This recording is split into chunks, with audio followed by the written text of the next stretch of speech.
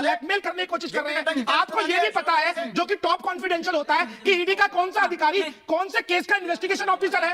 ये जो आप कर रहे हैं ना, इसको कहलाते हैं ब्लैकमेलिंग। लेकिन आप है ना, ये कांग्रेस की मानसिकता को बताता है। राहुल गांधी जी शक्ति को खत्म करने की बात करते हैं और राहुल गांधी जी की टीम के सदस्य किस प्रकार से नारी शक्ति का अपमान करते हैं वो सबके सामने है। और ये इनकी हताशा को दिखाता है, इनकी निराशा को दिखाता है। इनको ये समझ में आता है कि देश की जनता लगातार कांग्रेस को नकारती आ रही है 2014 से 19 में, और अब 2024 में भी कांग्रेस को नकारने वाली है। और यही कारण है कि इस प्रकार की व्यक्तिगत टिप्पणियां, मैं ये मानता हूं, देखिए हिमानी जी, विचारधारा का विरोध हो सकता है, लेकिन ये जो है ना, ये अश्लीलता है, ये पराकाष्ठा है, बौखलाहट की। और ये नमस्कार दोस्तों, हमारे चैनल में आप सभी का बहुत बहुत स्वागत है। दोस्तों, आज का जो बहस है बहुत ही शानदार होने वाला है। आपसे रिक्वेस्ट करते हैं कि आप वीडियो के अंत तक बने रहिए। दोस्तों, आज के बहस में आप दो पक्षों का बहस देखेंगे जो कि बहुत ही शानदार होने वाला।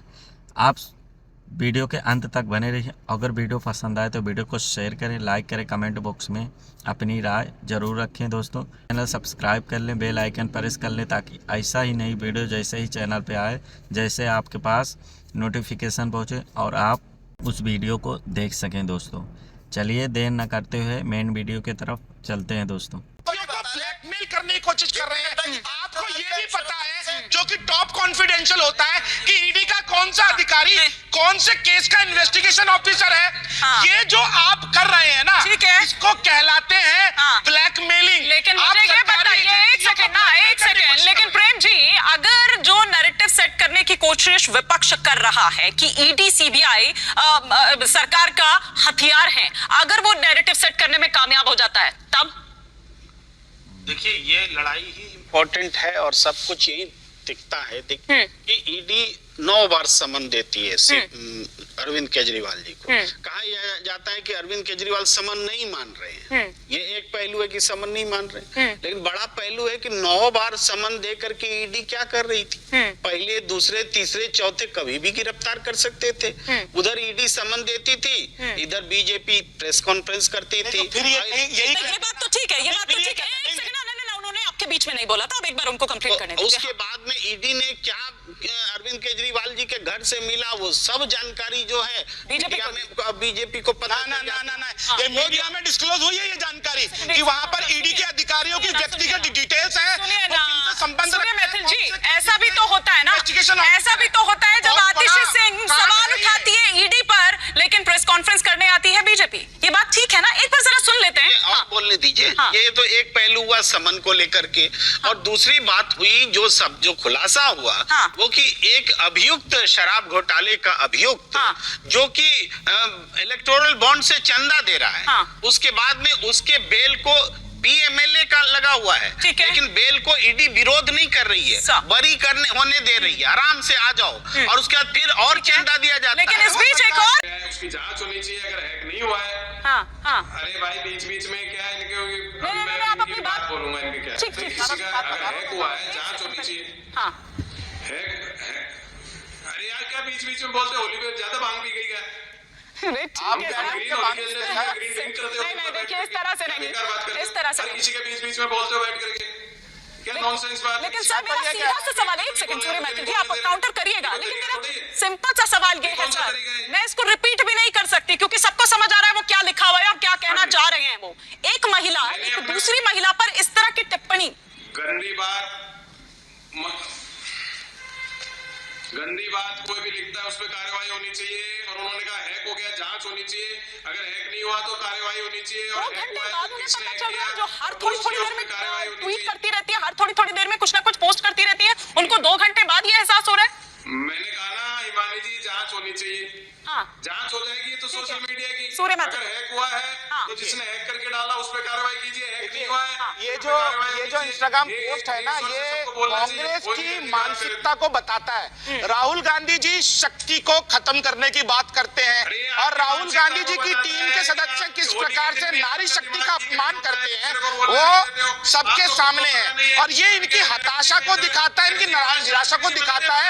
इनको ये समझ में आता है कि देश की जनता लगातार कांग्रेस को नकारती आ रही है 2014 से 19 में, और अब 2024 में भी कांग्रेस को नकारने वाली है। और यही कारण है कि इस प्रकार की व्यक्तिगत टिप्पणियां, मैं ये मानता हूं, देखिए हिमानी जी, विचारधारा का विरोध हो सकता है, लेकिन ये जो है ना, ये अश्लीलता है, ये पराकाष्ठा है बौखलाहट की, और ये बहुत निंदनीय है। और जिस प्रकार से वरुण पुरोहित बचाव कर रहे हैं सुप्रिया सुलेज का, ये भी नहीं, इन्होंने कहा कि मेरे को लगता है कि बहुत ही बेबाक बोलते हैं वरुण पुरोहित जी। हैक हो गया होगा। आपने बहुत अच्छा प्रश्न उठाया कि जो 2-2 मिनट में ट्वीट करती हूँ, उनका इंस्टाग्राम हैंडल ऐसे हैक हो गया, और या तो भांग पी ली उन्होंने या उनकी टीम ने भांग पी ली है आज होली पे, जो इस प्रकार का कुकृत्य उन्होंने किया। और इसमें राहुल गांधी को माफी मांगनी चाहिए। देखिए, मुझे लगता है कि जब आप इतने संवेदनशील मुद्दे पर जब चर्चा कर रहे होते हैं ना, तो कम से कम शब्दावली का थोड़ा सा ध्यान रखना चाहिए। अच्छा, ध्रुव पाठक जी कुछ रिएक्ट करना चाह रहे हैं, फिर संजय जी का रुख करती हूँ मैं। ध्रुव पाठक जी, आप कुछ कहना चाह रहे हैं? हिमानी जी, ये बहुत निंदनीय है। कांग्रेस पार्टी हमेशा जो स्ट्रगल करके ऊपर आते हैं तभी ऐसा बोलते हैं। स्मृति ईरानी जी जब आगे बढ़ रही थी तब उसके आगे की बहुत ऐसी बात बोली गई। आज उसकी जगह पे कंगना रनौत जी आगे बढ़ रही है तो उसके लिए ये हो रहा है। तो ये उसका चरित्र दिखाता है, ये बहुत निंदनीय है। अगर सुप्रिया सुले जी एक बार बोल देती कि मैं इससे सहमत नहीं हूँ तो और अच्छा हो जाता। हालांकि ये जांच का विषय है। ठीक है संजय जी, आपको लगता नहीं है कि इस तरह की चीजें ही होती हैं जब बैकफायर करती हैं आप पर, लेकिन उसके बावजूद हम कोई लेसन लेते नहीं हैं? बिल्कुल नहीं लेते हैं जी, और बिल्कुल ये सब नहीं होना चाहिए। चाहे वो देश के प्रधानमंत्री ने सोनिया गांधी जी के लिए कभी उपयोग किया हो इन सारी शब्दों का, ये पब्लिक डोमेन में है। इसे ना तो मैं ना कर सकता हूँ और ना भारतीय जनता पार्टी, जो आज देश के प्रधानमंत्री हैं, उन्होंने किन किन शब्दों का प्रयोग किया है। दूसरी तरफ मैं आता हूँ कि जब महिलाओं के साथ दुराचार होता है मणिपुर में, तो प्रधानमंत्री जी क्यों चुप होते हैं? बीजेपी को फिर ये समझ कहाँ चली जाती है? उन्नाव के अंदर होता है ये घटना, बीजेपी के विधायक करती है, तब ये समझ कहां चला जाता है? मैं ये समझता हूं कि जहां भी इस तरह का घटना हो, संदेश खाली भी ले लो साहब, हर जगह की बात करो।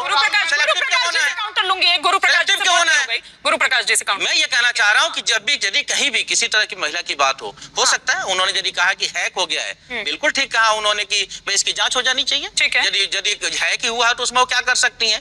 सेलेक्टिव हो जाना कि आपके पार्ट में यदि आपके तरफ आरोप लगे, आप चंदा लेते जाएं, आपको और आरोप लगे, उसकी जांच नहीं होगी, आप मुस्कुरा के टाल जाएंगे। विपक्ष की छोटी सी बात को आप पकड़ के रखेंगे। पार्टी का क्योंकि अपना एजेंडा है तो वो एक लाइन बोलकर अपने एजेंडे पर वापस आ जाएंगे। एक सवालों का जवाब देना चाहिए। इन्होंने कहा था कि मैं आपके सवाल का जवाब देने नहीं आया हूँ, मैं सवाल भी इनसे अभी सवाल मैंने कुछ और पूछा था, आप चंदा भी ले आए, पूछ लेती हूँ। नहीं, मैं आपका सवाल और आपके यही INDIA ब्लॉक है सर, यही INDIA ब्लॉक है, और इसीलिए आप लोगों को घेरा जाता है कि बीजेपी सरकार जवाब देने के लिए नहीं बैठी है, इसलिए आज के बाद और उम्मीद छोड़ दिया। जब गुरुप्रकाश जी ने इसीलिए आप लोगों को घेरा जाता है ना, इसीलिए घेरा जाता है। लेकिन चलिए, आज होली है तो सब चलता है, सारे रंग, अभी तो बहुत सारे रंग बाकी है, लेकिन इतने रंग और नए आ रहे हैं कि उसी पर चर्चा हो रही है। गुरुप्रकाश जी वो कह रहे हैं सिलेक्टिव अप्रोच है आपकी।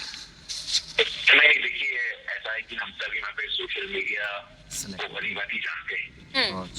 ये जो हैंडल है सुप्रिया जी का, ये वेरीफाइड हैंडल है। सबसे बड़ी बात, ये वेरीफाइड हैंडल है, इसको हैक करना इतना आसान नहीं होगा। तो मुझे लगता है कि सुप्रिया जी ने स्वयं ये ट्वीट किया है और 2 घंटे से अधिक का उनको समय लग गया इसके जानकारी देने में। तो मुझे लगता है कि जोड़ की दाढ़ी में दिखता है, इससे स्पष्ट हो गया है कि सुप्रिया जी की मानसिकता, और सिर्फ सुप्रिया जी की मानसिकता नहीं मानी, सुप्रिया जी कांग्रेस पार्टी का आए दिन हर शाम प्रतिनिधित्व करती है, कांग्रेस पार्टी को देश के सामने उनके विचारों को प्रेषित करती है।